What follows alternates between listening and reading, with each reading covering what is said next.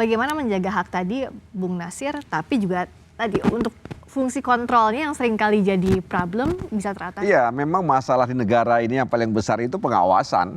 Kalaupun nanti ya politik hukumnya melegalkan ganja untuk kepentingan medis, maka harus ada upaya mitigasi, ya, mengurangi resiko kekhawatiran yang kita khawatirkan tadi. Ya, soal kontrol, kemudian soal nanti itu akan beredar secara gelap, ya, dan kemudian disalahgunakan. Nah, karena itu kan yang harus dilakukan juga adalah bagaimana meningkatkan kesadaran hukum masyarakat, ya, dan juga bagaimana tingkat pengetahuan dan pendidikan di tengah masyarakat terkait dengan ganja untuk medis. Dan yang paling penting adalah pengawasan terhadap aparat penegak hukum.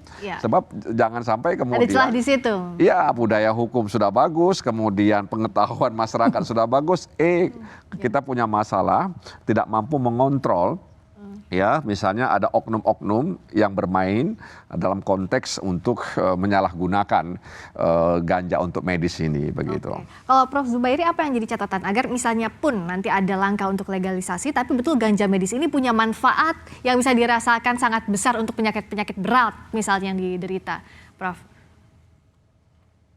Mungkin mengenai anaknya Bu Santi dulu, saya kira ikut prihatin dan saya kira perlu dibuat tim untuk memberikan pengobatan yang terbaik, karena obat untuk cerebral palsy ini amat sangat banyak, dari mulai anti kejang, antidepresan, untuk ototnya, untuk spastisnya dan yang lain. Jadi itu saya kira perlu ditolong dulu karena proses yang lainnya agak panjang.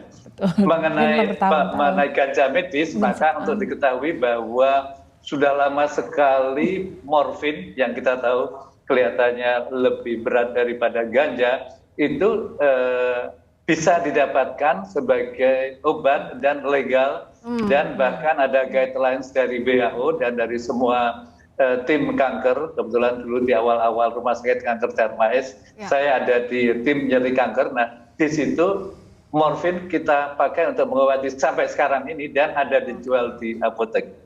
Jadi saya harapkan untuk kondisi tertentu proses perlu jalan terus dengan pengawasan yang amat sangat ketat, karena melihat pengalaman di Australia maupun di Amerika, saya lebih mengusulkan kita memakai metode Amerika yang membolehkan namun dengan kontrol yang ketat. Oke, Dokter Widya, menarik ini apa yang disampaikan Prof. Zubairi. Silakan. Ya, tentu saja, karena memang menurut saya penggunaan ganja medis tidak terhindarkan lagi, karena selain demand begitu tinggi dan memang tadi sudah dijelaskan bahwa sistem endokannabinoid itu membolehkan penggunaan ganja seperti suatu nutrisi jika kita mengalami defisiensi.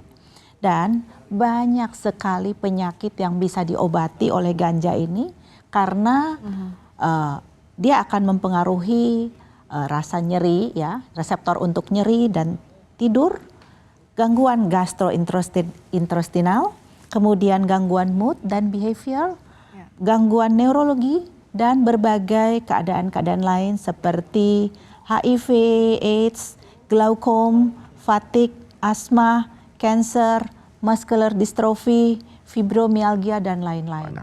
Jadi ada hampir 1001 macam penyakit yang sebenarnya bermanfaat dengan ganja, tinggal bagaimana regulasinya. Nah,